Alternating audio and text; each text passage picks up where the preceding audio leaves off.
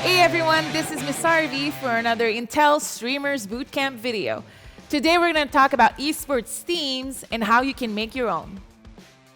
The primary goal of an esports team is to win. Sometimes you might just want to have fun and end up making a team, but other times you might want to become a full-time pro gamer and you have to take it more seriously. When you fall in love with a competitive game, that's when I think it gets much easier to find the right teammates and then all together have the passion to start a team. When I fell in love with Counter-Strike, I didn't have any teammates at the time. I just loved the game so much that eventually I became friends with a couple of players in the game, and together we started our team. Becoming friends with people in the game is not always easy. One thing you can control is your own performance and your own love for the game. So the more you work inside the game, the easier it's going to be to find people that have the same passion for the game as you. And I think the most important thing in finding teammates to play with you is people that you can actually have fun, but still communicate and get better together. Communication is key when it comes to team play, even at the highest level. And I think that's something that you cannot avoid whenever you have teammates. You have to communicate. But if they are able to communicate well, put the amount of time necessary to become better, and as a team together, you can succeed, get better, face the losses, and continue to make sure that you can improve. I think that's more important than anything else. Choose the right team name. You know, sometimes team name can last for a long time.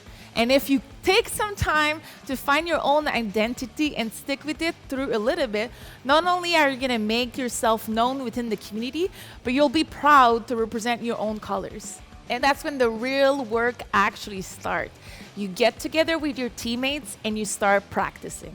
These practices are really demanding, especially because you have to fit 5 or maybe 6 people's schedule at the same time to play together. Most of you might not do this full time. That means, you know, having to go to school, work, having someone in your life, friends, family, and be able to all kind of work around it with your teammates and be on together almost every night at the same time.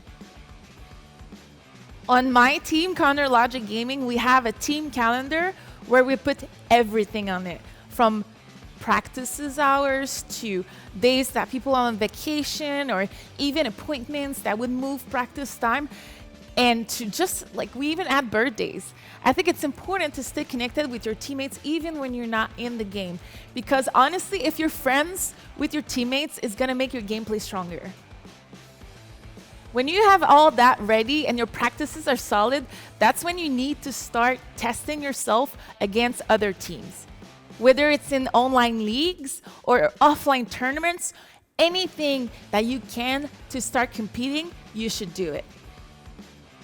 Still to this day, with my team, we register in any tournament that is relevant for us, even tournaments that either we know we won't win or that we know we will win. It doesn't matter. We need more and more practice, and there's always new scenarios that we face in these competitions that will make a difference in the end. You can always learn something from competing, even if you win. And the most important thing in these situations is to have good debriefs. It doesn't matter if you win or lost. If you have a really good debrief at the end with your team, when you sit down, you're communicating well, you're objective, and obviously also critical, but in the right way, you're gonna learn from every experience. And you know what? Maybe your first team might not work. Maybe you'll wanna progress, join a new team, find new friends. And when you enter these tournaments and you're part of the community, that's when you're gonna be able to meet these people. Maybe I wanna start playing with them, or even take on a newbie that never played the game before and show them what you can do.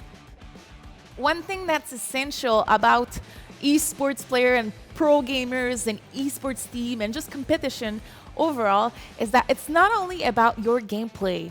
It's more about what the community thinks about you sometimes. So try to create content, share your gameplay, be shown in the community, show yourself so that people can say, hey, you know what? This guy, this girl, this person is so good.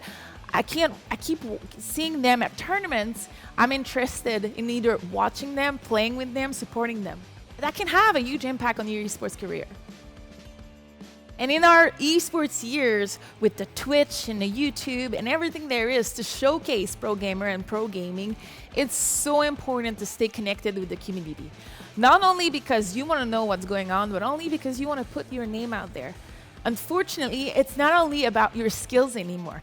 The competition is so fierce. You also have to be known for, you can also be known for so many other things, whether it's because you're an entertainer, whether because you do flashy plays, or whatever you do. It's important to get your content out there.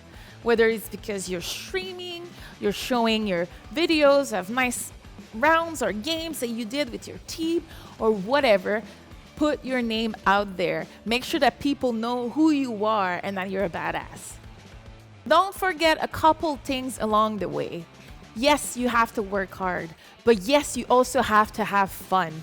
If you're working hard and you're not having fun, then what's the point? So don't be too serious, but know your worth and invest a lot of time. And obviously, you're going to have to invest a lot of energy into getting better. You don't just become a pro gamer like this, or you don't just become a full-on successful esports team like this. But if you stick together, work hard, and keep practicing, it's going to eventually pay off. And if you play a game that's as demanding as the game I'm playing, you're going to need a great computer. I play Counter-Strike Global Offensive, and it is one of the most demanding game on the market, even if it's a pretty old game. So I make sure to have at least an Intel Core i7 processor in my machine to be able not only to play the game, but also stream real-time my gameplay. Well, that's it for me today, and I hope this video is going to inspire you to create your own esports team, or at least it's going to make sure that you don't give up.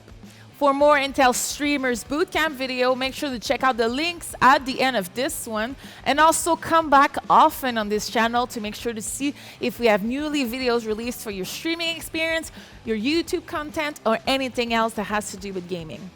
This was missharvey, and I'll see you next time.